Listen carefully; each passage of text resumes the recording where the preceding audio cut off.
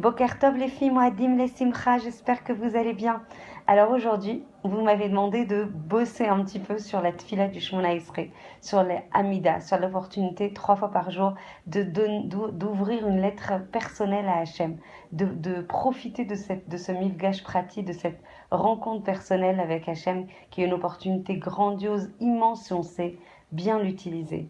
Donc en fait, dans le Shmona Esrei, on a plusieurs passages où on peut insérer des bakashot personnels.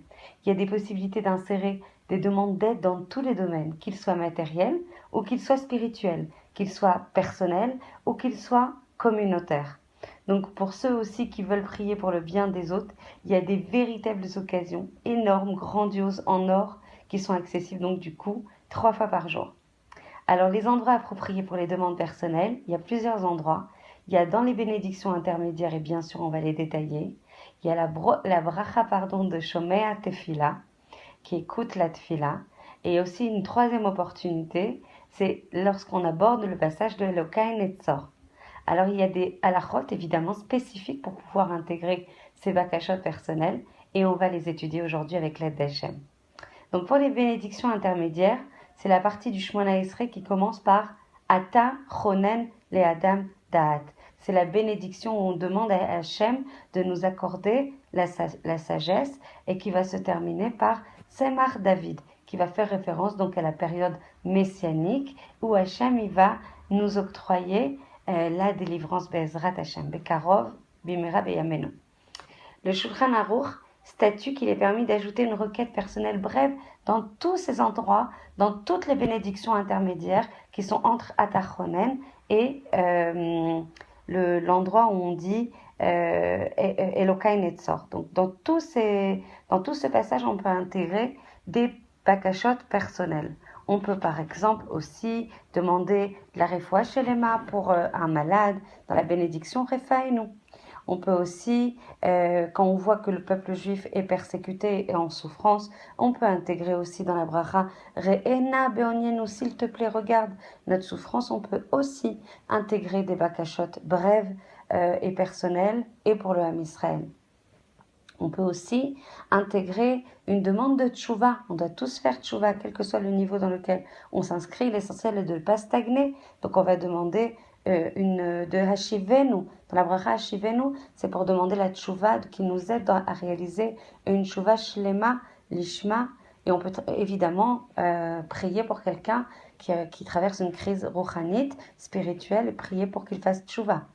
Donc celui qui ne maîtrise pas l'hébreu, il peut évidemment exprimer toutes ses bakashot personnelles en français. La Mishnah Broura affirme néanmoins une chose très importante. J'ai entendu beaucoup de choses sur le sujet, donc vraiment écoutez bien. On ne peut pas ajouter des requêtes personnelles si elles ne s'appliquent pas à nos besoins actuels. Si par exemple, vous êtes Baruch Hashem en pleine santé, vous n'allez pas intégrer dans Refaenu une demande de bakasha pour votre refoua, alors que vous n'avez pas besoin de refoua Baruch Hashem. Donc on ne va pas demander une bénédiction de Refaenu de rester en bonne santé jusqu'à 120 ans. On peut uniquement insérer des bakashot quand c'est des besoins actuels aujourd'hui. Alors où et quand est-il approprié d'inclure des demandes personnelles dans les brachot intermédiaires? D'abord, on va commencer par dire la bracha dans son texte originel, pour celles qui le peuvent en hébreu évidemment.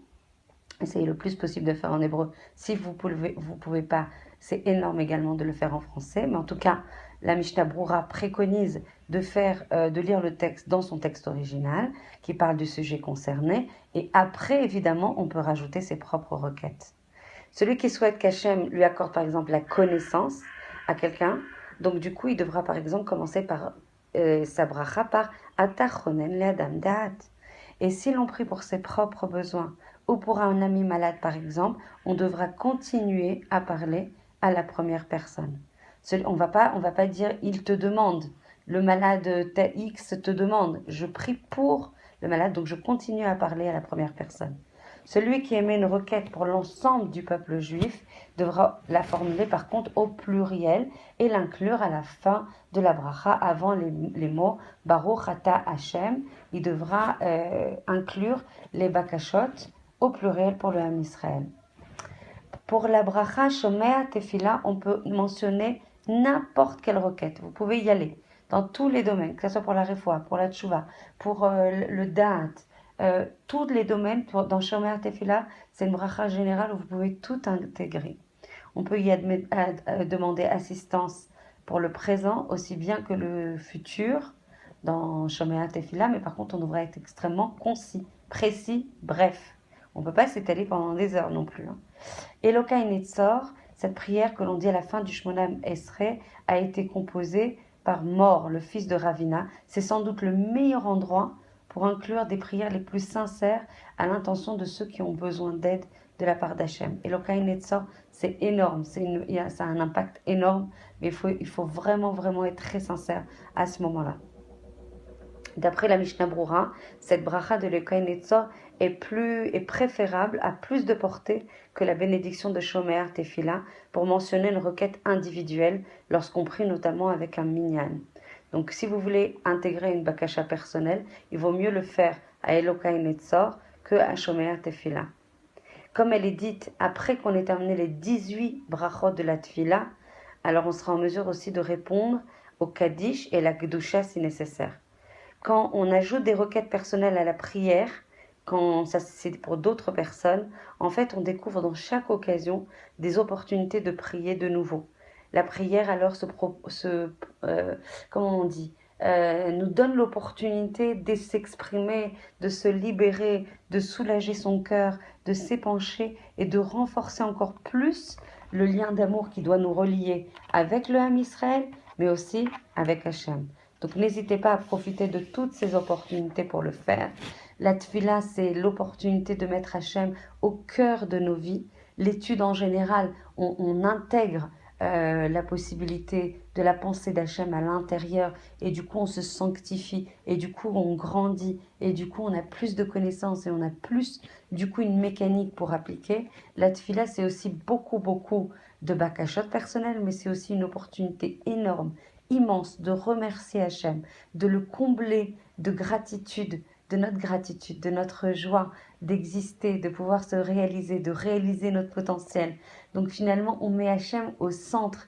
Et ça, je pense que c'est l'opportunité aussi de resserrer notre lien, de renforcer notre émouna, puisque en fait, on se remet entre les mains d'Hachem dans la tefila. On sait que c'est lui qui est manig, c'est lui qui nous dirige. Donc c'est fantastique pour justement renforcer la émouna qui des fois nous fait vraiment défaut. L'opportunité de se mettre en lien et de comprendre que de toute façon, enod milvado, on peut, si vraiment on travaille sur le rikouz, la kavana de la prière, on se met en lien étroit.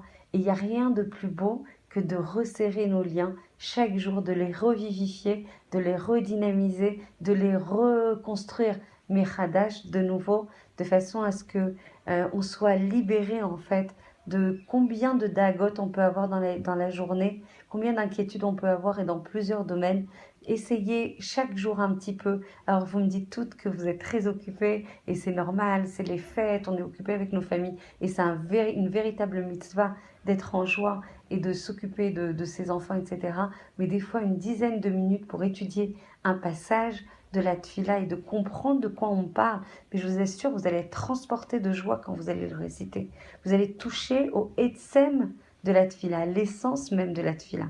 Alors que si on la récite comme ça, mécaniquement, vous aurez peut-être